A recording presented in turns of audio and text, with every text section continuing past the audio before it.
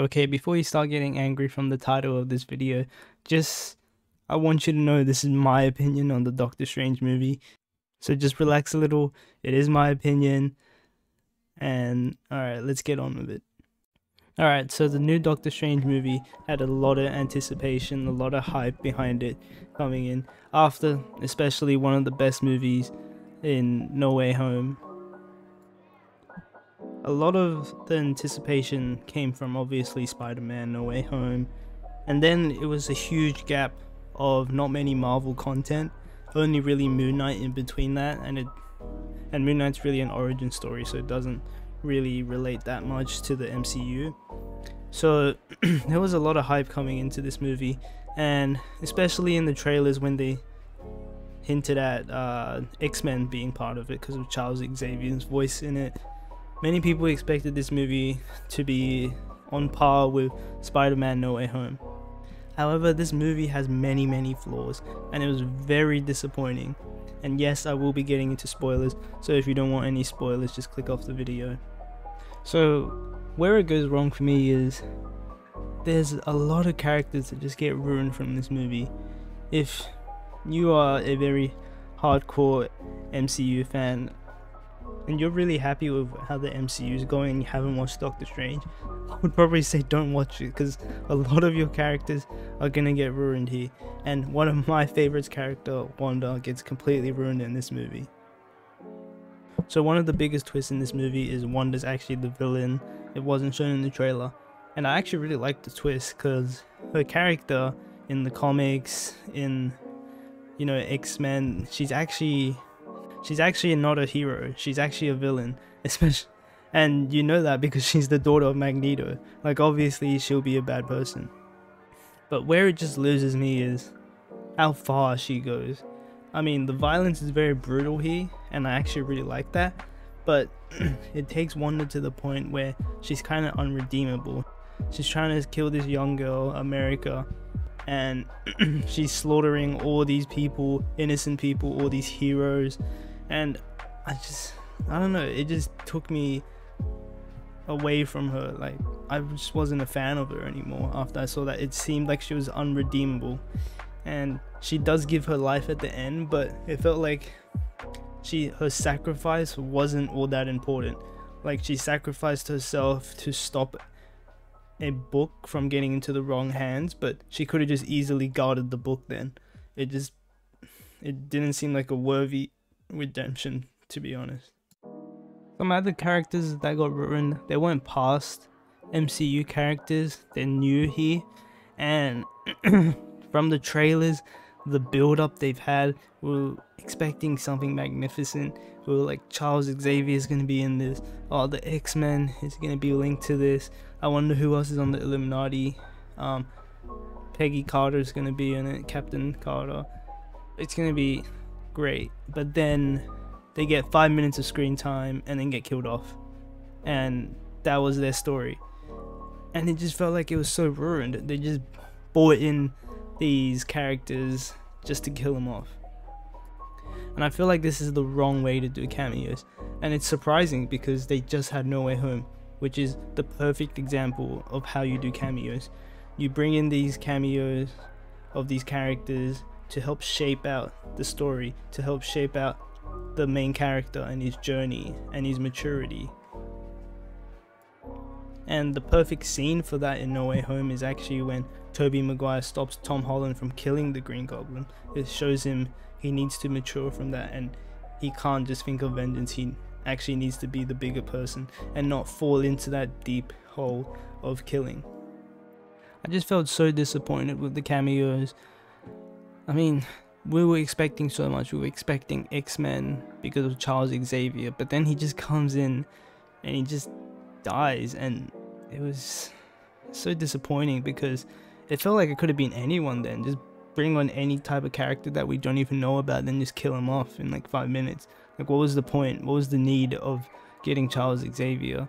Like, what did Marvel preach to Patrick Stewart? Like, did they beg him and then just told him, oh hey, we really need you to get on this new movie, you're gonna appear for 5 minutes and then you're gonna get killed off? And like, why would he come back and do that then? Like it was just so pointless.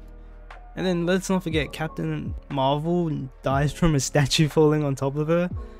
I did like John Krasinski as Mr. Fantastic. I felt like that was a good casting choice, but we didn't even get him to see use his powers. He just gets turned into these squiggly lines by Wanda and just dies. We don't even see him like stretch at all.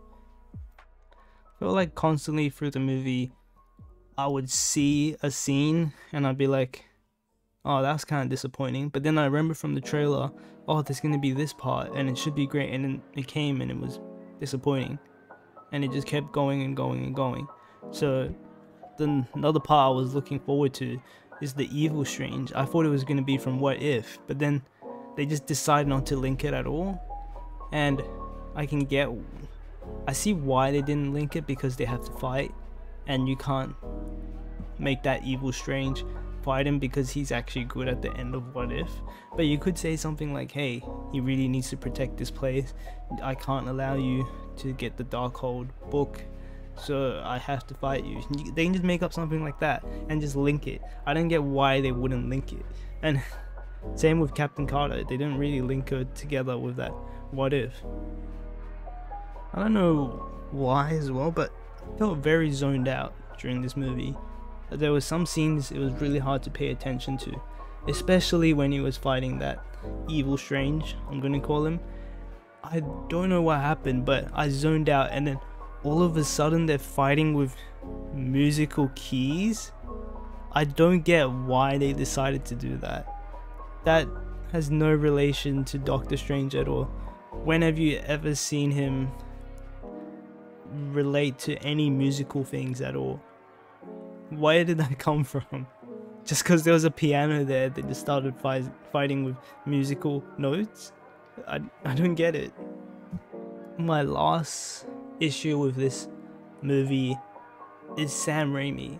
I'm sorry, I love the guy, but I loved his movies back in the early 2000s, and it really shows that his movies back then would not hold up today, because back then, you know, superhero movies weren't taken as seriously, and he was able to get away with stuff that is really cheesy, and you can see it through the movie. There's so many cheesy moments, and it really took me out of the movie. Like Doctor Strange has that zombie, and then he just winks to America at the end, and I was just like, what was that?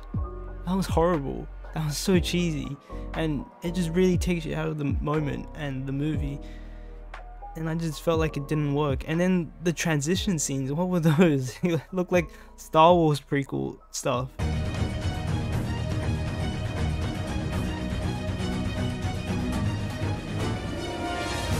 There's one scene where they zoom in on the circle and then zoom back out on the circle, and it's a transition to the next scene, and I was like, what was that? Why? And that was actually a concern of mine when going to this movie. I just felt Sam Raimi great with a movie released in the early 2000s, because you could get away with some of that stuff. But I felt like nowadays, superhero movies... I also don't want to bash on actors, especially kid actors, but I don't know what happened this movie, but I feel like the kid actors, they weren't that bad in Wanda's kids, but in this movie they weren't that convincing, especially that one scene where Wanda's kind of the evil Wanda takes over this other Wanda in another multiverse, and she's still like frozen. She's still like trying to deal with the fact that she took over someone else's body, trying to get used to it. And then her kids are calling her like, hey mom, look at this, mom, look at this, look at this, look at this. And it was just not convincing at all. It was such bad acting, and I think they really needed a retake for that one, because it really took me out of the movie again. And that's when I know there's bad acting. When you know there's bad acting, it's when you're able to be taken out of the movie. You're kind of, when you're wrapped up into a movie and then someone just gives you some bad acting and you're like, oh wait, now I remember I'm actually watching a movie because this person's acting was that bad that it took me out of the moment. And that's what happened to me. I was like, oh yeah, this is really bad acting, and this is a movie, and I was in the moment and now I'm taken out of the moment because of how bad the acting is. I don't know why they were so bad this movie. I thought they were great in WandaVision, but this movie they definitely lacked. I actually didn't process this in the movie, but I was thinking about it the other day. They really just killed off Wanda. I mean, it's really likely that she's not dead, but if she is dead, then this just makes this whole movie way worse. I mean, to kill off a character like that in such a bad way, and she didn't even seem like she redeemed herself, is such a horrible way to go out. And for such a sad and tragic character, we never get to see her have a happiness. And with the White Vision out there, I don't know what he's doing. He's just sitting there doing nothing. I mean, I feel like her story's not ending yet, and I really hope that's not the end, because if it's the end, then this just makes this movie way worse.